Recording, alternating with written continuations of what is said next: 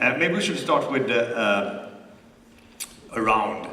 with who you are and what you do and a little bit of your organization. Anna? Yeah. Hi everyone. My name is Anna Ásthildur and I'm from Iceland and I work with the Iceland Music Export Office. And then I also work for a Nordic showcase called Yeah and I'm the project manager in Germany. Yeah. Yeah, but you also live in Germany now, right? I live in Berlin, based there. Since July. Ah, that's good. Yeah. My name is Gunnar Madsen. I'm from Denmark. I'm the head of ROSA, which is an old organization taking care of support for musicians and developing cultural and business programs. And I run the festival called the Spot Festival, which is a showcase festival. And we do, and also working with the NOMEX, which is doing Leyer and stuff like that. My name is Joël, as you were saying. I live in Oslo. I run a booking agency. We've previously worked with Live Nation, or in Live Nation, and Time Out Agency in Norway. I'm also a board member at NEMA, which is the Norwegian Managers and Agents Association. We do mostly Norwegian acts for the Nordic countries, but also Nordic acts in Norway as a promoter. And this manager organization is kind of new, right? Which one? The manager. The company? The NEMA. Oh, NEMA, yes. It's a brand new organization putting together kind of everyone, but mostly young agents and managers in Norway. Started last year. It's already seems like we have almost all of the industry, at least the relevant industry in Norway together. Good. Katariina. Hello, I'm Katariina Sorsa from Music Finland, the Finnish representative in this panel. I'm an export manager, which is a lot like a project manager. My title was just changed to a cooler one. I work a lot with export projects for songwriters and music publishers, but also I'm one of the people doing any kinds of export projects for the pop rock scene in Finland. So Music Finland is a very similar kind of an organization than Export Music Sweden is, but we're actually almost 20 people right now, so we have a lot of different sorts of things that we do within the organization. Not only export projects, but for example, research as well as a sheet music library for the contemporary and classical music composers. We distribute their unpublished work. Yeah, Joppe. Yes. Hi, everybody. Joppe Philgren. I work for an organization that is named Livemusik Sweden. It's quite new. We have been working in this organization for about 3 years, but we started before with festivals and so. So we gather festivals, clubs, what we call ideella musikföreningar. It's understandable, non-profit organizations, and amusement parks and etc. And we are around 120, 130 members or something like that. And we work with from the perspective of mostly of being a promoter. So how is the live market in the Nordics? Maybe we should do, I like this kind of round clockwise thing. So how is the live market doing on Iceland, Anna, right now? You mean just in general? Yeah, yes, in general. And this is a pretty big question. And then I mean, of course, it's different between genres. But if you could give us an overview of it. Sure. Yeah. I mean, Iceland is a teeny tiny country, and we have 3 times as many tourists as we do have Icelandic people in the country. So it's actually been growing a lot just because of the sheer number of people visiting the country. And we've had a really big growth in festivals lately, and the majority of people that go to these festivals are not Icelandic. So it's growing and it's exciting, but there are of course many challenges as well that come with it. Where do they come from, the visitors? Is it New York or Essex or? It depends on the festival, but the top 3 countries are usually United States, the UK, and Germany. All right. Gunnar, Denmark. Well, I would say that we have a very strong home market. We have a lot of festivals. We have very good venues, clubs presenting the newer Danish music, but also music from abroad and from our neighboring countries. We have an increasing number of festivals coming up. In that sense, they are trying to create new formats. We have the ordinary festivals, which is based on a traditional lineup, a headliner, and a lot of bands, but we also have now festivals based on a cultural setup where you mix speeches and everything, but the music is still a very important part of it, and it is a kind of a new market for the music as well. The venues are heavily subsidized, at least compared to many other countries, which makes it comparable with theatre, so that they are able to pay pretty good wages for bands playing there. You can also always negotiate or discuss what is a good wage, but for newer bands, it's a good pay they get there. The main problem, I would say, is that it might be a bit closed environment, because the agencies are using them as it were their own platforms. So it can be difficult for music or bands who are not being properly promoted to get access. So it's going to be a fight to get in if you're not part of the system. But they are there, and they are doing well, have a pretty good audience. The festival are quite big. We have a new phenomenon also, that's one-day festivals with Danish acts. Normally it was something that Celine Dion or Rolling Stones or whoever did. Now a top Danish act can attract 50,000 people on one day. That's something completely new, and it changes the rules a bit, how they fight. These one-day festivals fight with the traditional festivals. Okay. But all in all, it's pretty positive. Good. Joël? Well, we've seen a huge increase the last years with Norwegian exported artists. We've seen artists for the first time having success, and whole companies being funded on international success. Domestically, the live market is doing very well. Festivals are immensely strong. There are fewer and fewer festivals going bankrupt, and new festivals popping up everywhere.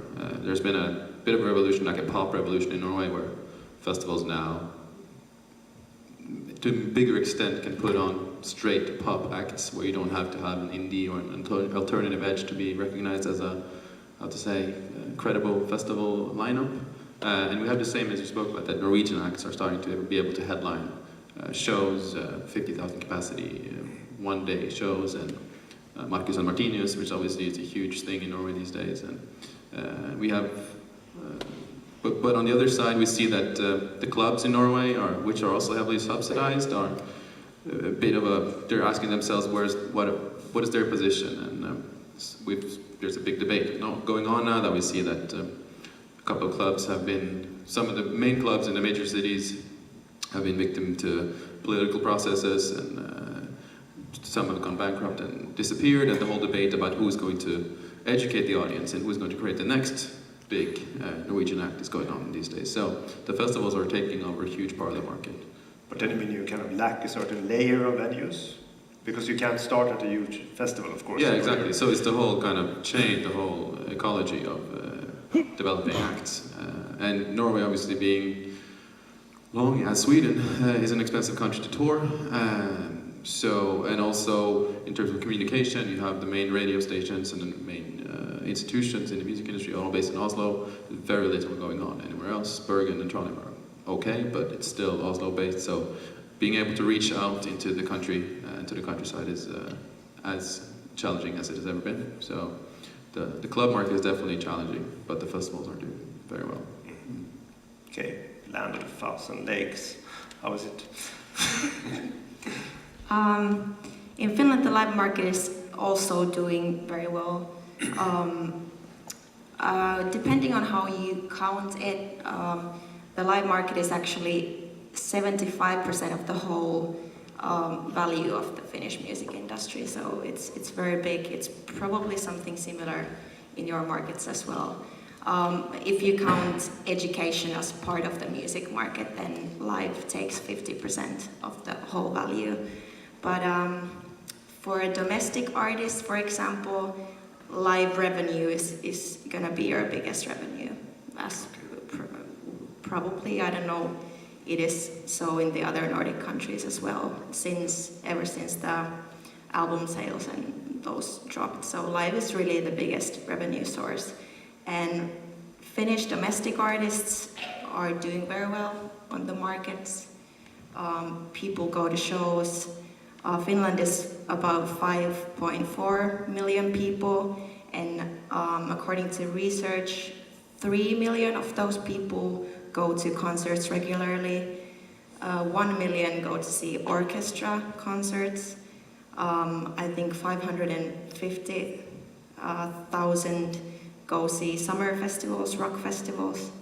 So, and I would say that probably the scene of summer, of the rock festivals in the summer is something that an artist that would come out to or would look for a tour in Finland would need to first look out for, is the summer festivals, because those are probably the most important venues for an act not from Finland to present themselves.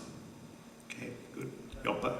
Live market in Sweden. Okay. Yes, That's exactly. That was the question. Yeah, I think the live market in general in Sweden is doing quite well, and if you look at the numbers, I think we have like 53%, and we are increasing when it comes to like money-wise. But we see big problems when it comes to like what you in the rest of Europe call grassroots venues, small clubs that are not able to survive. And as you also said, it's a part of an ecosystem, and we are really worried about that part of the ecosystem where new bands or artists are starting their career, and they have to do that before they maybe play, and then maybe they can go to Finland and play at one of the festivals. But you have to to be able to say hi to the audience, and know where you have your stuff on stage, and then maybe also play if you're performing live, to do it tight and well, and such things. And I think Sweden it's so interesting because we have no subsidies for what we call pop. All the genres that are included in the whole pop area. We don't have any support at all, any subsidies at all. And if you compare Sweden then to other countries, in the Nordic countries, they have it, and also if you take like the old Western Europe, like Germany, UK, France, etc., all of them has some kind of subsidies, and that's quite much. I think that the average is like 40%, and we have 0. You mean to the venue, actually? To the venues, to be able to arrange concerts with so that's like, so good big business, but where is the future? How do you see that on Iceland? Is it the same problems with do you have enough venues for? Well, it's kind of strange because we've had this massive tourist boom in Iceland for the last few years, and it's really changed the ecosystem for almost basically everyone living there. And because it was so many people coming to the country in such a short period of time, there's a big shortage of hotels, and so they basically closed down most of the venues in Reykjavik to make room for hotels, and it's a big problem because what's left is a big concert hall and very expensive venues that you have to sell a lot of tickets to be able to afford to play in a place like that. There are a few small venues for smaller bands, but they're all supposed to be closed in the next few months to create more shops for tourists. And it's a big challenge in Iceland, actually, and it's a big debate there as well. We have some really, really great venues at the moment, and some of them have been revived in the last few years. And a lot of in the countryside as well. I mean, most people live in Reykjavik, but people really like to go to the countryside and play in some random cafes, and it can be really charming and nice, but maybe not very financially viable. Okay. Gunnar, you touched on it a little bit, but you have enough... Well, I just want to say that when we have this heavily subsidized venues, we have to bear in mind that it's not necessarily... We haven't created that just in order to support the music. It's more or less a strategy to support the audience, so that people outside Copenhagen and, let's say, Aarhus as well, has an opportunity to meet the kind of music that are produced mainly from the bigger cities. So it's more a cultural system that was created that everybody in the country had access to the music. But in that sense, of course, it also helped the music to get around, but maybe becomes a bit a small ecosystem. But I think we have also pretty strong, smaller or newer environments. People are pretty good at taking their own initiative and start something up. And I think compared to other places in Europe I've been, we are privileged the way that it's easy to get support to start something new. It's never easy to get money enough, and it's very difficult to get money for a long period, for a whole career. But it's to seed funding or whatever you could call it is pretty easy to get. And then you have to consider that there are thousands of bands and musicians trying their luck. So this is also something to consider. Is that what does that mean? Joel, do you have something to add on that? Yeah, maybe. Probably. Well, yeah, it's the whole thing with being subsidized. I think it's true. The same is true for Norway. That you have two kind of segments in Norway, where you have what we call kulturhus, which is the public stages, and they put on a broader scale of genres. They are obviously publicly funded, but also the smaller clubs, the student venues, are also subsidized, and it's to do with what happens in Denmark, apparently, that you have a mandate to kind of present a broad aspect of Norwegian culture, Norwegian artists across the board. But you can, as an artist, you can tour Norway and do 50 or 60 shows in different cities. There's a wide array of venues and venue sizes. So there's no one's really struggling, but I would never see how venue organizers and venue promoters could live off of zero as in Sweden. Okay. Katariina, is it about funding? Is it works the same way, or? When I was thinking about it, about the venues, I actually don't know how much they are subsidized in Finland.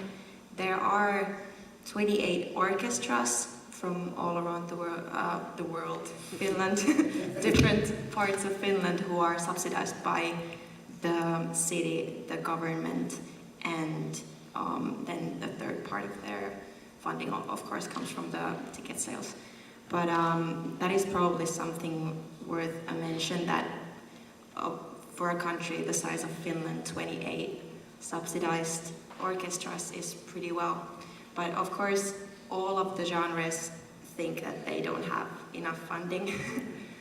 There are funding instruments for festivals and for some clubs as well, export funding and so on. But in general, the government has diminished the culture support in the past few years. Okay, yeah. A little bit more maybe on the festivals. I mean, I'm amazed in all Nordic, I think, but if I look at Sweden, there's so many festivals, especially within some genres. I just cannot believe how the kids can afford to go on so many. How I mean, we lost some, of course, but we also have so many, and you mentioned you also had quite a lot. How is it, the festival overall situation on Iceland? Is it growing or too many? Well, I mean, before we basically only had Iceland Airwaves as the Icelandic festival, and everyone went there. And now we have more and more festivals and big festivals that have many more people coming to them.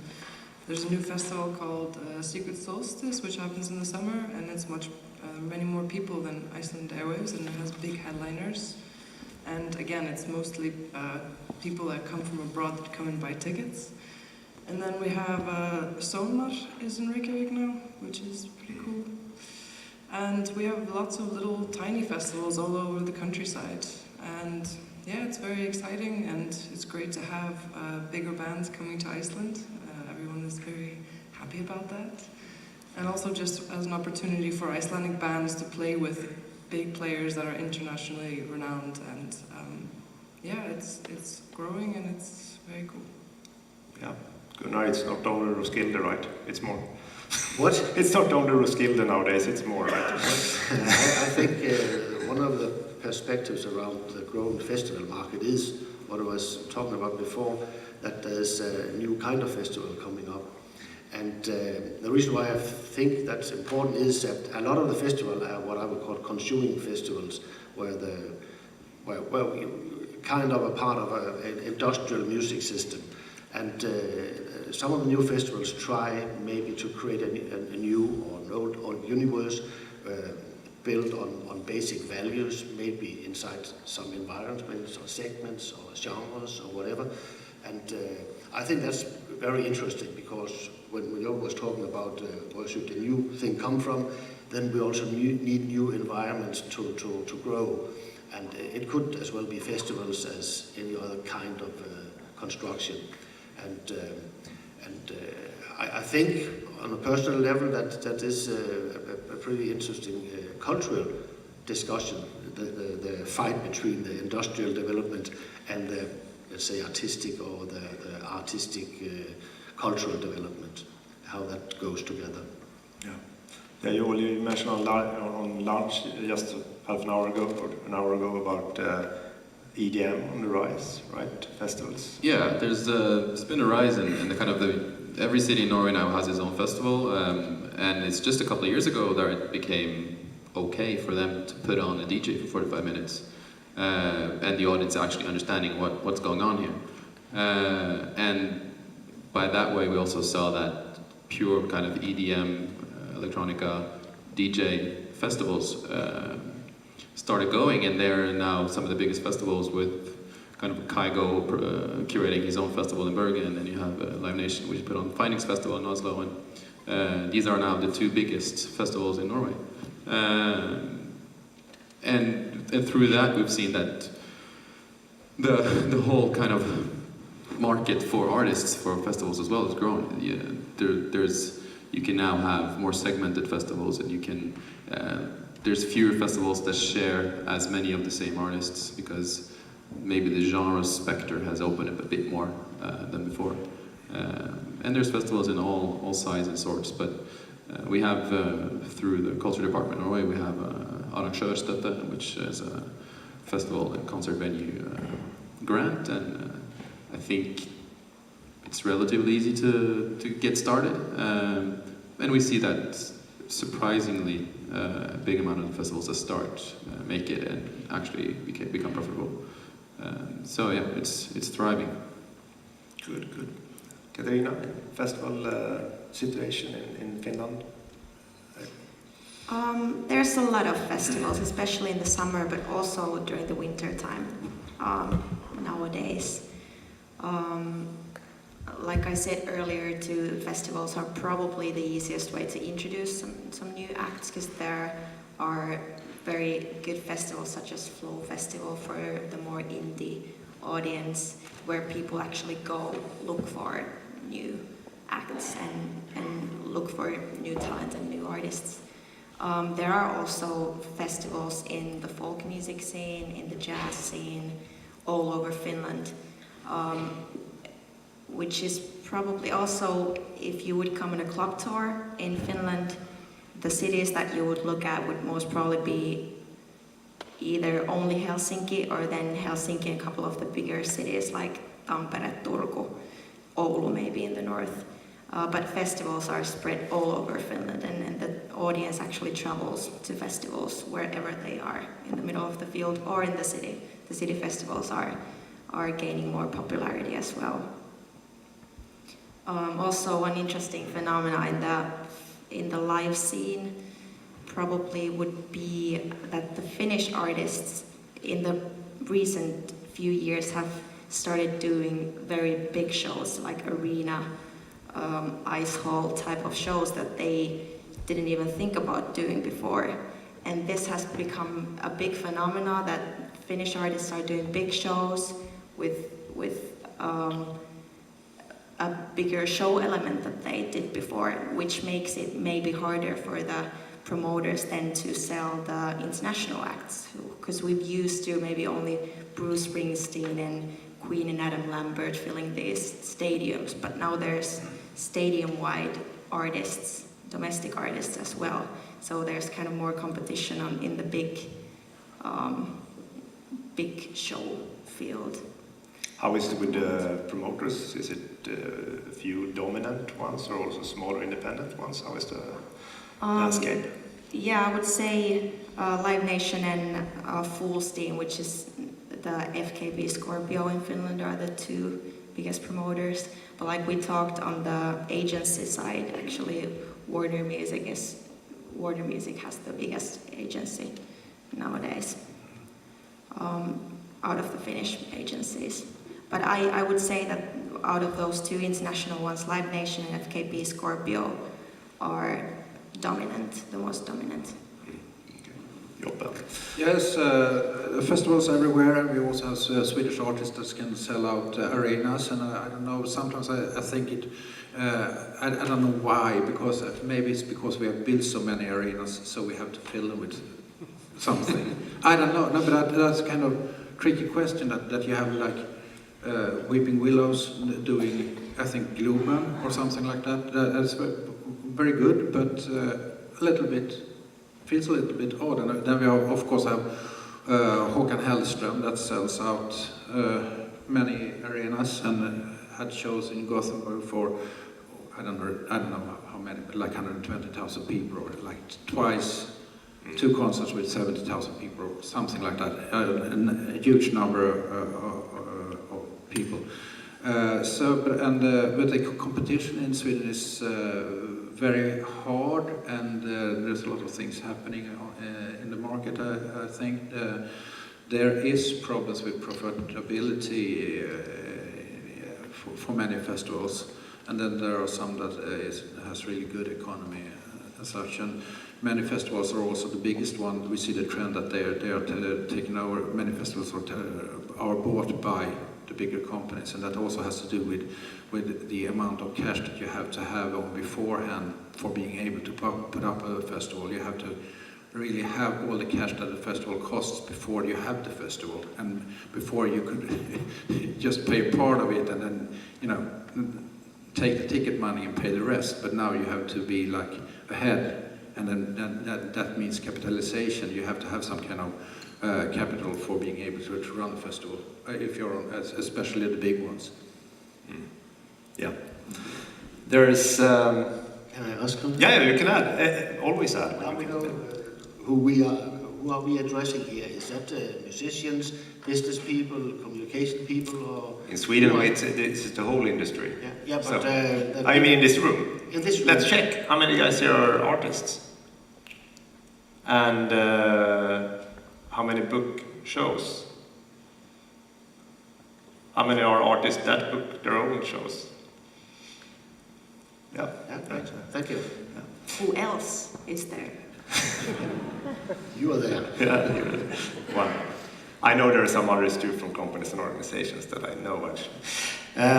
There are other festivals too, more for the industry, like showcase festivals and conferences, and those are popping up like crazy, I think. When I came into this industry 300 years ago, no, 15 years ago, there were mainly Midem and Popcom in Europe you went to, and now all of the Eurosonics, the Bilarms, the Iceland Airwaves, where's the music now in Norrköping, Way Out West Conference, Spot Festival, Music and Media, and now Slush last weekend in Helsinki, Slush Music, which was a completely new experience for me.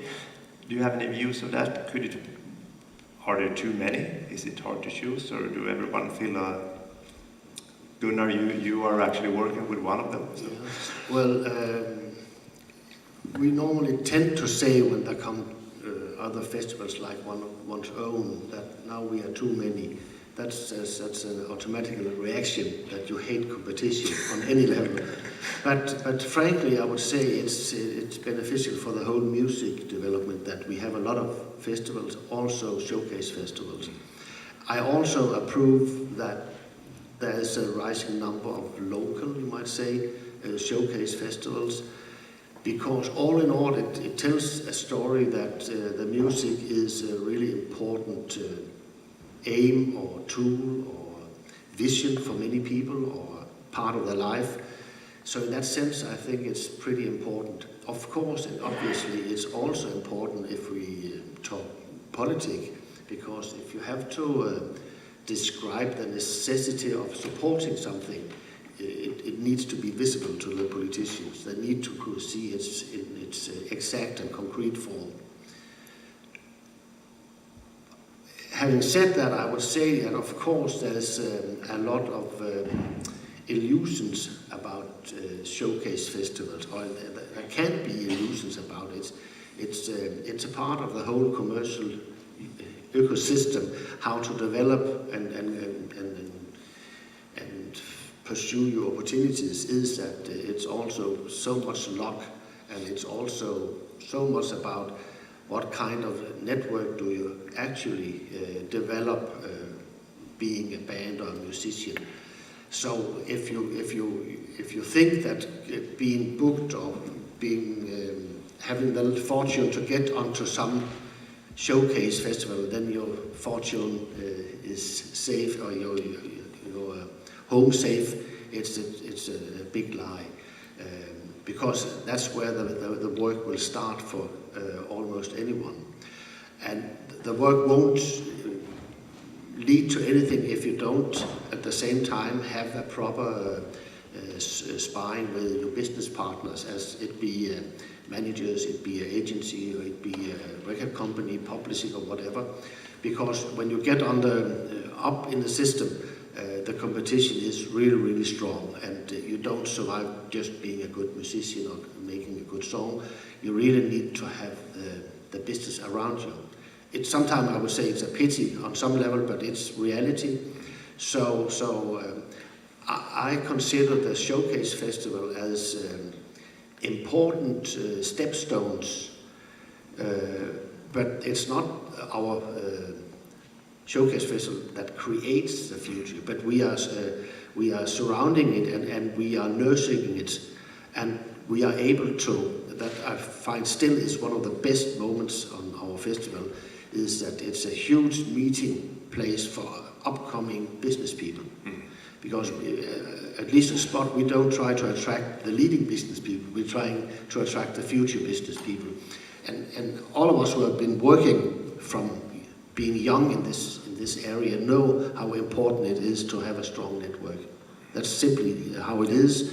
And also, if you work as an agent, you just told me that you work across many genres, then you simply need to have a diverse network as well. It's not enough just to know the guys you met 10 years ago. You have to renew it all the time. So in that sense, I don't think we have too many showcase festivals. I think it's good that we have a kind of competition, so we also renew ourselves. Joël, how important is Bilarm for you when you're breaking a band? From a live perspective, in the domestic market in Norway, Bilarm is becoming less and less important for Norwegian acts because of primarily its placement in calendar. Bilarm used to be early February, mid-February, then that moved to March, and are playing around some weekends and weeks in March, which is kind of going the opposite way as to the haste and tempo that festivals for the summer have to finish their programs. There's a lot of festivals now that are already fully booked. So if you want to launch a new act, that be a Swedish act or a Danish act or a Norwegian act in Norway, playing Bilarm and expecting to play that could allow you to do an extensive summer tour in Norway is completely wrong. So Bilarm has taken a position in Norway where it's most it's more and more focusing on the Nordic markets and also international markets. They're now putting on Australian and American bands and artists, which we obviously find a bit odd, but it will also obviously attract industry from these markets. So in that perspective, it's good for Norway as a whole, but for Nordic acts and Norwegian acts, it obviously the competition becomes bigger. In Norway now we have more and more showcase festivals. I don't know, for those who maybe doesn't know, Bylarm, which is the Norwegian primary showcase festival, it used to travel around Norway every year. It was in a new city. They stopped doing that in 2007, I think was the last year, and just remained in Oslo for a number of reasons. So now in the vacuum of that, there are a lot of local showcase festivals popping up. We now have 3, and the last being in Bergen that premiered in September this year. And there's talk of another one as well in Tromsø, up north. And you know, in Norway they have to find how they're gonna work together and how they can be there. Each of them can be a stepping stone for an artist to kind of first maybe conquer regionally and then nationally and then in the Nordics and possibly also internationally throughout the world. So I think it's positive, but a lot of artists want to play as many as possible of these. Also, you know, all Norwegian acts want to play at Spot Festival, whereas the music is also now becoming more and more interesting and apparent in Norwegian artists' minds. But I think it's important to always consider like what, and this is what I advise all my artists to do. It's like, what are you going to get out of this? If you go, South by Southwest is a great example because it costs so much to go there. We have artists that have played South by Southwest 3, 4, 5 times, and I don't know, they probably spent 250,000 kroners doing it, and they're not going to see a return on that in the US, almost guaranteed. So it's kind of, if you're doing something, if you're going to Bylarm, if you're going to Spot, I think it's important to know that you already have people in Denmark or people in Norway that are already working with you as a product or as an artist in the market. If you have an agent, or maybe you've paid for a PR agent or a label that's starting to kind of talk to the industry, local industry about you.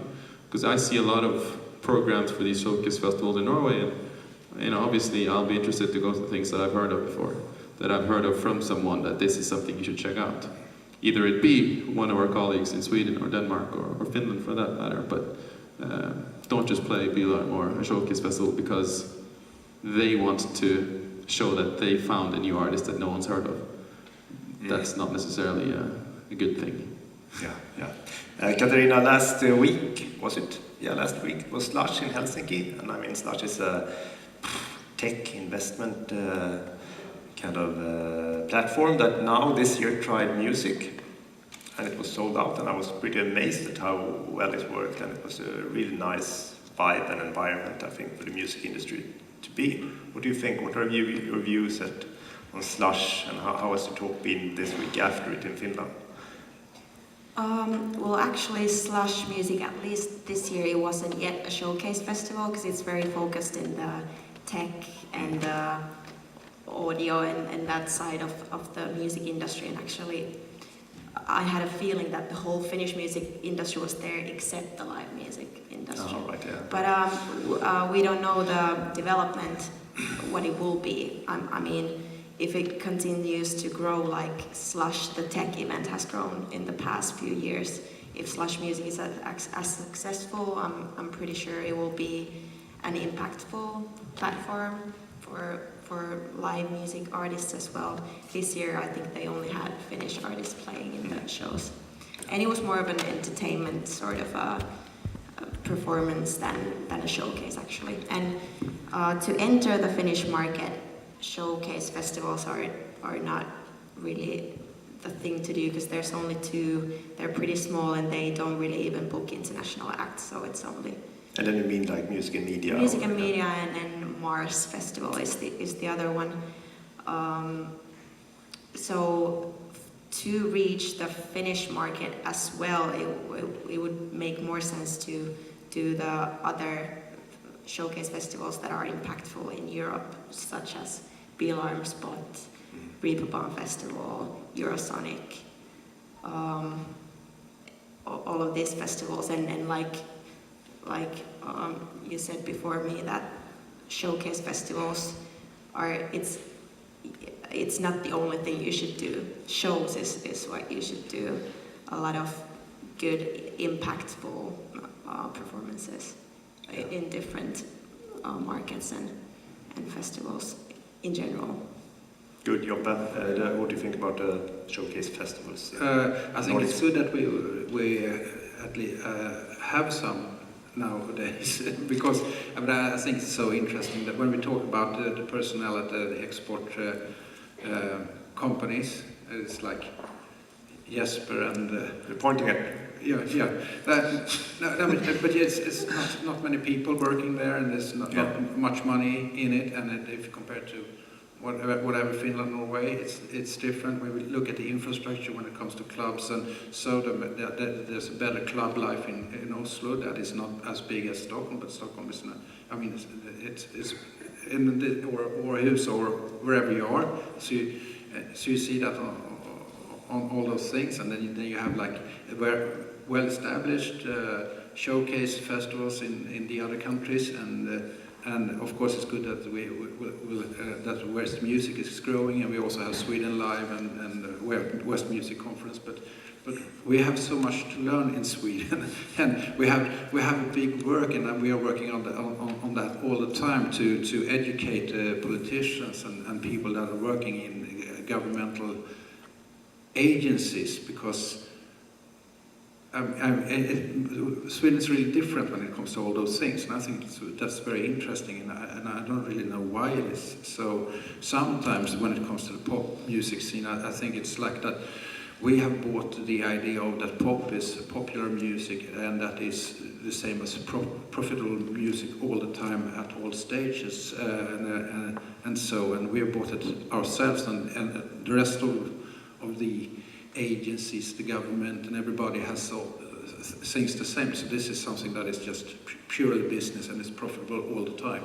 I think maybe that's one of the reasons. So we have so much to learn from our Nordic neighbors. Yeah, let's do that. On a more practical, if I was a manager like Joël, or a self-managed artist, what is the best way to enter your country, Anna? If I was a Swedish singer-songwriter, Joppe Thorsteinsson, going into Iceland, is it Airways also, or? If somebody asked me how do I enter the Icelandic market, I would probably just say don't. Don't say that. It's tiny, and there's really no point in making some sort of concentrated effort to go there. But it's nice to be there. It's pretty, and you have a great time. Yeah. The only really thing that I think would be really valuable is playing at Iceland Airways, because there's a lot of music professionals that go there, and especially people from the United States. So if that's a market that's interesting for you, then I think it would be very valuable to play there. But beyond that, I probably just would put your time and effort somewhere else. I hear that you don't work with import as much as export at the Icelandic export office. Gunnar, Denmark, how should I enter as an emerging Swedish artist? Or Finnish? It definitely depends on what kind of music it is, and on what level you are. Let's say, to make it easy, pop rock. Yeah, but still, it depends on the level. If you have a strong management, maybe you have released one or more records or whatever, then you probably will be promoted through the broadcasting. It's still a very effective tool in Denmark, the national radio. It's really breaking a lot of artists that way.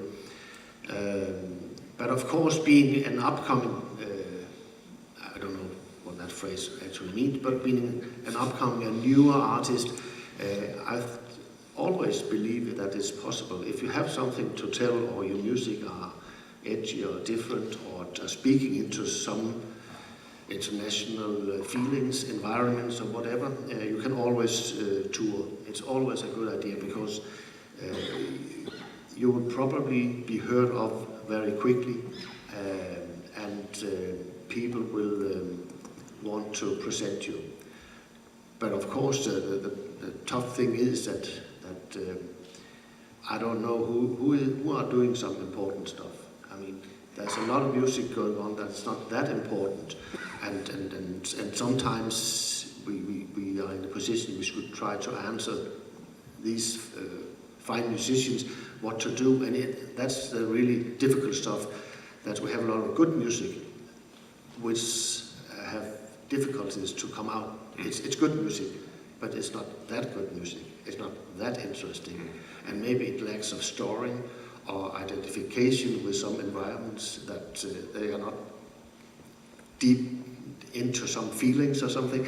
Then it's hard to come, because just being another nationality, I don't think that doesn't help, except maybe in some short periods where a country can be very popular for something like Norway with this TV Shame. Then I guess some of the music from there would be easy to put into the market.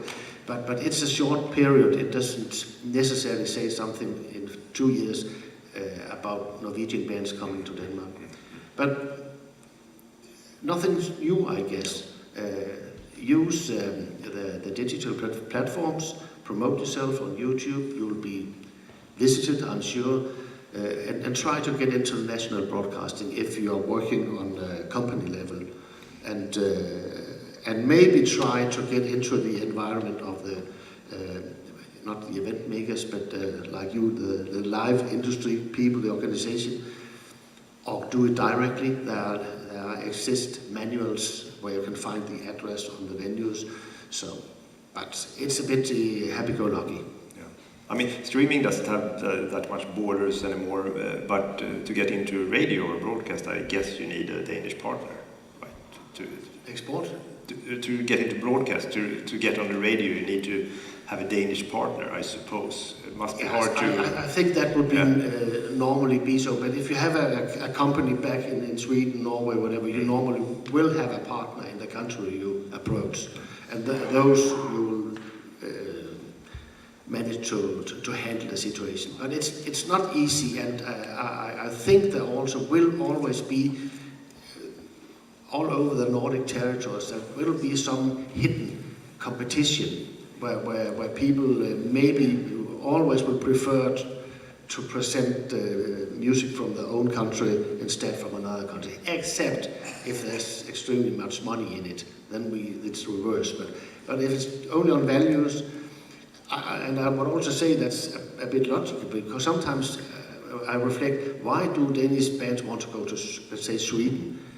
If they have nothing to do with Sweden, they have no stories that reflects anything with the audience, except that they want their money for a concert. I mean, maybe there's some logic also, that you also need to improve your musical universe so that it's interesting being presented in another country.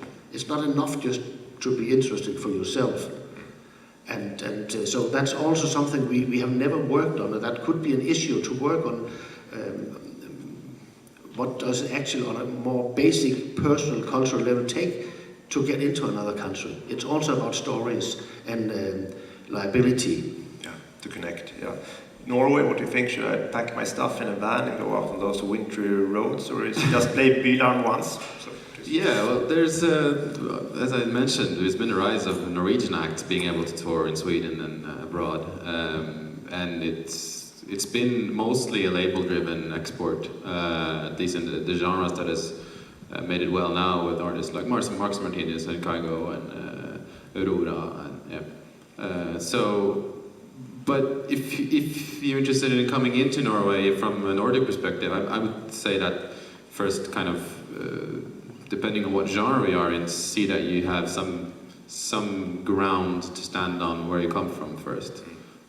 See that you have partners that are, you have an agent or a label or a manager or someone that believes in you, and you see that there's actual stuff happening where it's most natural that it would happen first. You know, there's some genres that there's a bigger market for in other territories, but as a general standpoint, from my perspective, if I get approached by a band, a guy that sends me an email and says, I'm a singer in a band from Denmark or from Sweden, I want to play in Norway, I ask myself, why am I not hearing this from one of the guys that we do work with the agents and managers and labels in Sweden or Denmark?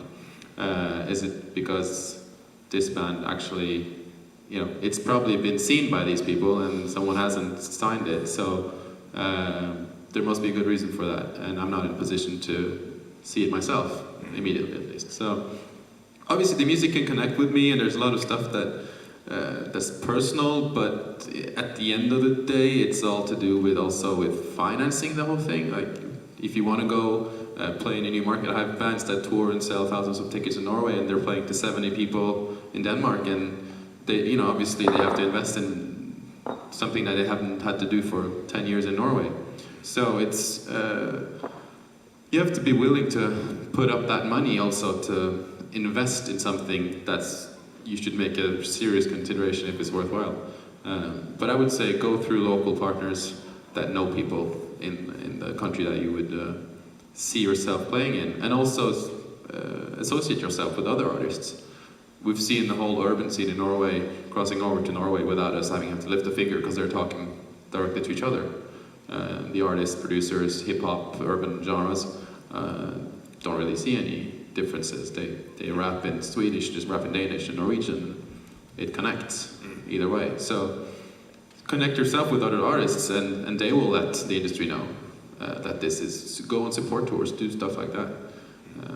Don't aim on doing headline shows right off the bat. No, to pay your dues. Is that the same, Katariina, in Finland? That would it be good to either have like local partner or team up with maybe even Finnish artists to do stuff? Yeah, definitely. It's the same. What I was thinking about before is that we're probably going to go to this later, but of all the digital music scene now and the data that we have from Spotify, I guess first it should be determined what are your markets. Like you get a lot of data. If the Nordics are your markets, then don't forget Finland as a part of the Nordics. Because I know that at least the major labels are working on a very much Nordic level with their artists, with their export artists. If they want to export it somewhere else, they first work it in all the Nordic countries. And I would also advise for the indie scene, also apart from the major labels in Finland, Phonophile and Playground are important players in the indie music scene. So work with the marketing first. So first see the data and then work the marketing for the your target markets. And then when it comes to the actual arranging shows in the market, which would be Finland, find a local partner to help you with it, because of course all markets work very differently, and it's much easier for someone to sell your shows who knows the guys at the venues than just someone like an outsider. Just a question maybe and add to that. I don't know how it is anywhere else, because when we talk about work with the marketing, in Norway at least marketing is for sale. Most PR companies that work with music artists, you pay them for hours and they will do work for you. For example, pitching to radio and to the media. So that's something that doesn't really take anyone no one needs to actually like your music to work with you, or needs to really believe, because they're not getting a profit off of your possible revenues, you're just paying them to do a job. And that's important to remember, that marketing is for sale. And you can make stuff happen if you get the funding or want to invest. So is that true for Sweden and the other countries as well? I guess so. It's PR agents, independent companies at least? I think there was a lot of companies started actually when during the dark days of pirates, when big independents and majors had to lay off a lot of people, and people started their own companies. Joppe, if I was a Finnish artist going into Sweden, what should I do? Yeah, I agree with the other speakers, as the last one. Find some kind of local partner and work with marketing. But I also see there will also be some Nordic money from the Nordic Kulturfond that will help all our countries to import or export, or how you see it, but that will help building the Nordic market, and that will be released in, I think, in January or something like that. So it will be like a support for importing in Sweden, importing artists from all the other Nordic countries, and the same for Finland, that they can import. So that will be a program that will start like next spring, and I think that could help. And I think that also that Nordic market, especially if you sing in one of our languages, or not maybe Finnish, but like we can understand each other. So for some artists, it's very important to have this Nordic market, because maybe that's the only market that you can be on. And I myself still have a pop band, and we've been doing like something around 2,000 gigs maybe in Sweden, and we've been to Åland once, it was like last year, and then we've been to Denmark in 1982. How was that? Do you remember? I remember. I think people, maybe us two, smoked something, and we had to play very long gigs, like 2 or 3 sets, and we can't do that. We just have like 10 songs, you know. So we had some problems, but we made it somehow. So now, but of course that has become much better with the. Also that there are companies that are working across the borders. You have, like, for instance, United States that has offices in Sweden and in Norway, and work with both countries like that. So it's becoming much better, but I think it's very important that we have this market for many reasons, like being able as an artist to be on a mid-level, and being able to have like 30 more shows or something in Norway, or 15 more in Finland, and then suddenly you can make a living out of the whole Nordic market. We have like an example with Bob Hund, for instance. They are now touring, I think, Norway, and they did Sweden last year or something like that, or spring Sweden and then autumn Norway. That makes it possible for them to keep their band together. I think that's interesting. Yeah. Do you think? I mean, when people from the outside, the US or maybe continental Europe, when they look at the Nordics, they usually, or many times at least on the recorded side of the industry where I come from, they see it as one territory. I don't know how many times I've been saved on phone conferences and stuff when at Warner's or Roadrunner or Bonnier or whatever work I had before, that like, how much would you send in Benelux, France, Germany, the Nordics? And I was, that's why you gave the whole figure for all 5 countries. Maybe do you think we ourselves too will see the market as one in the future, or are there still too many differences? I mean, on the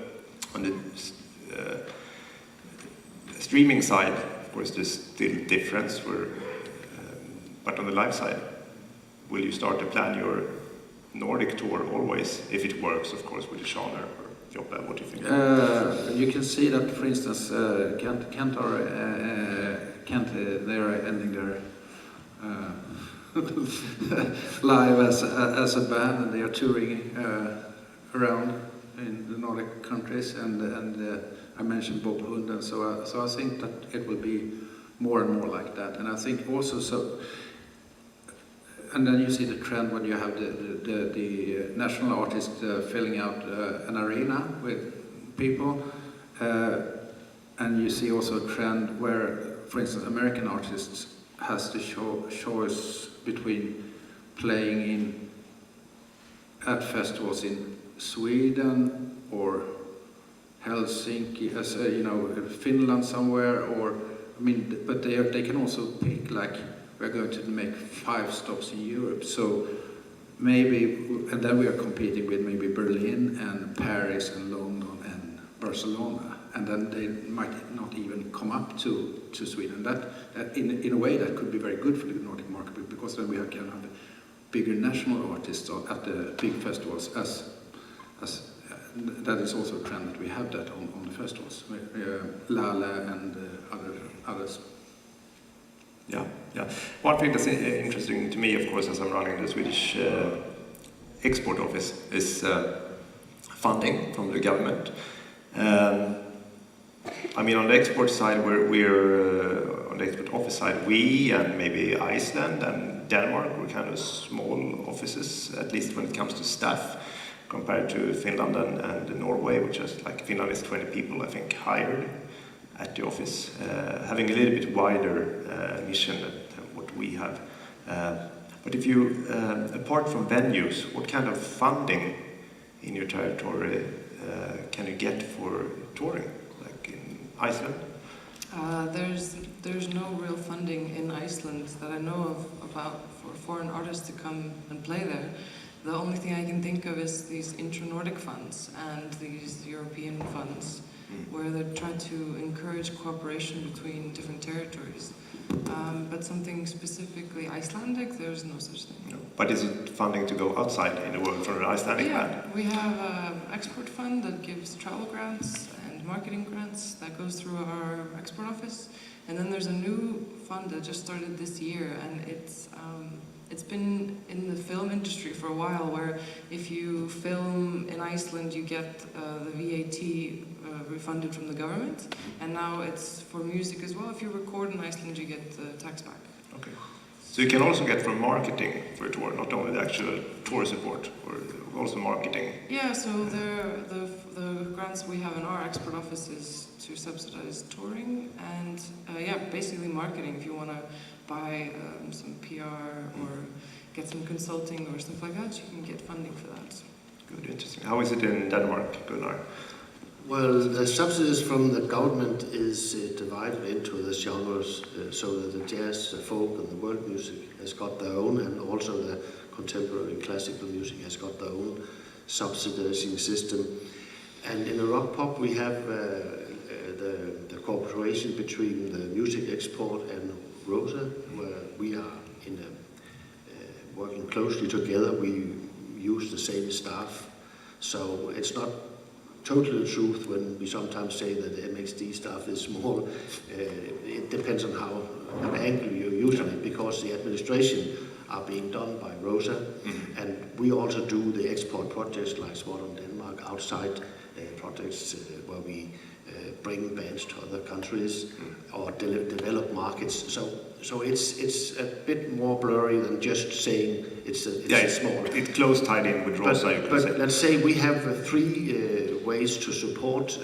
The one is what we again call the upcoming, the music without maybe established management and agency, where it's the bands themselves who apply us for support because they have managed to make a tour in Germany on maybe a small level, but wherever it might be, 10 or 15 gigs, and we support these gigs. And we don't expect anything except from that they're just doing the gigs. And the next level will be on the music export level, where we demand a business plan so that we can be sure that there is a development coming out of the money we put into it. And normally we will follow a band over 3, maybe 4 years, and then we will stop financing them. Those artists are like Mø and Lucas Graham. They are now grown so big that from next year we don't have to support them. But I guess it will amaze many people that we still are supporting them, even they are big names. Because that's the professional way to do it. You have to follow it up, because a name becomes famous, it does necessarily not say anything about the whole system is working on all levels. And the last system we do, that's this exchange program, so to speak, where we cooperate with other countries about swapping bands or artists. We're doing a lot on South America and Spain for many years. So we do it's beneficial because these countries really like to import art and music. It's not so good on a strictly business market, but if you're going for present music to the end user, we can put unknown Danish or Finnish or Norwegian act up and have 1,000 people coming listen to it. So it's also a promotion market and therefore a promotion tool. Yeah, Norway, quite a bit of tour support possible to get, right? Well, there's both. You know, it's in the debate that we're having here. It's almost a bit outdated because most of the tour support is key for domestic touring. Okay. It's one of the criteria that you have to. The shows you have has to be in Norway. But the Music Norway Norwegian Export Company also obviously has tour support, and also you can apply for PR services in the Nordics and abroad. And they also take part in the showcase festivals abroad, so they can subsidize some of the travel expenses. But the big bulk is still going to Norwegian artists touring in Norway, which I think and hope that will at least open up to being a Nordic territory. Finland, how is the situation? You channel that tour support, right, through Music Finland? Yes, yeah, we also give out tour support for export. But I think for you guys, the most relevant support form would probably be the one that Joppe just mentioned. Can you repeat what it is, the new program that's going to start in the spring? Okay, yeah. Well, it's a program where they will pick or clubs. What was the name of it? It's Nordic Kulturfond, the Nordic Cultural Fund. Will release a program where venues and festivals can apply for having artists from the other Nordic countries. So it will be like 7 or 8 places in Sweden that can have extra money for bringing in artists from your country, or I mean the other Nordic countries, and it will be the same in Finland, that I have like maybe 7 or 8 venues, festivals that can bring in artists. So it will be the venues or the festivals that will have the money. So that, and when we know those places, and if any one of you would like to go to Finland, they will be on the, maybe I guess on the homepage that those 7 places has extra money for bringing in artists from the other Nordic countries. I think it will work something like that. So that would be a part of it. And when it comes to tour support in Sweden, then of course we can. I think that there are some international exchange tour things. Maybe you know this better, Jesper, but at Statens kulturråd. Yeah, there are some, but it's not channeled for us because Expert Music Sweden doesn't. We don't have fund for tour support, but there are support to apply from Kulturrådet. And maybe and Musikverket, of course. Yeah. So you can apply, but and as we are trying as an organization to influence them to also realize that cultural expressions that has come up after the Second World War also is culture. I think that's kind of important. And then we're talking about pop and rock, so we are working very much on them so that they understand this. So I think that if you're into any kind of pop music, all those genres, then I think it's good to really apply for tour support, because otherwise it goes only to chamber music and jazz and all the traditional music. And often they say that, well, we do this, we give the money to chamber music because we don't get any good applications from the pop scene. If you don't apply, it's hard to get funding. So you have to, we have to, and now it's, I think, and many people have thought that this has been hopeless for ages and ages, because there is also like a view of culture, what is good culture and what is like just rock and roll that I talked about before. But now I think it's time, if you're into pop music, to really apply, because then they will have to change their way of giving out money. So I think that you should really send in good applications, and then you help me to change the whole system. Or help But us. not only, I mean, there has been tour support for Meshuggah or whatever band, so the change has already been, I think. Gunnar? Well, it's not that I think we need to have a big political discussion here, but I'd like to say a bit against this. I know this funding is coming, and I hope it's going to be fine. But personally, I think it's one of our political challenges is that we maybe are going too much in the traditional direction to raise fundings and subsidizing systems. Where I think the strong tools is to change infrastructural tools. Like I said, in Denmark, it meant much more for our pop and rock music that we created a system of venues that were subsidized decentrally to buy music or to get music. Then before we had that system, we had the money in my company to subsidize bands going out. It was less money, and I think if we don't start thinking in the more structural solutions, we might end up with some subsidizing, but it's on a very old-fashioned way, and it ends up being comparable with the classical music, who has a lot of subsidizing but no audience. So we have to be very clever all the time to develop subsidizing system that goes along with the attraction of the music and the renewal of the music. So in that sense, I'm a bit skeptical about the cultural funds. But let me say, but of course I'm also happy that they renew themselves, because it's not logical for them to do that. They have been so old-fashioned for decades. So it's on the other hand nice that they're trying something new. So it's. Yeah, but I think that's good, and they're also getting the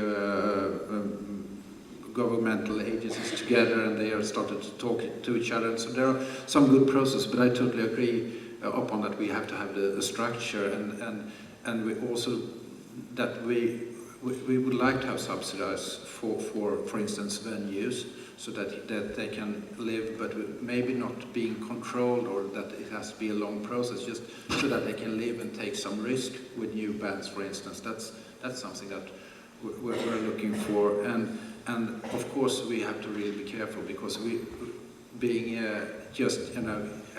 don't need so much money, but we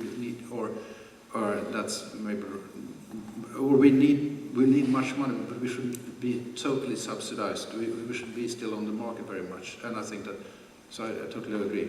Yeah, I would like to add something. We had a political discussion in my hometown many years ago about how to support the music, and some of us meant that the best thing would be in Aarhus, which is a huge student city. A lot of young people living there. A big percentage of the city is young people. At the same time, the city council decided to put in new broadbands for the communication. The only one who didn't get immediate access to the quick broadbands was the young people. It was made for the old institutions. And we said, if you give the young people free access on that time to the broadbands, they will download so much music, they will do so much promotion about music. It's much more worth than giving a band 5,000 to promote themselves. So that's what I mean by working on different infrastructures that makes the whole thing goes more smoothly. Like building motorways makes it quicker to go from a city to a city than having a fast car on an old field. We have a lot of to learn from Denmark, for instance. Okay, guys, time flies when you have fun. So unfortunately, we need to stop. Feels like in the middle of the discussion. Thanks, Anna, Gunnar, Joël, Katariina, and Joppe. Thank you. Thank you.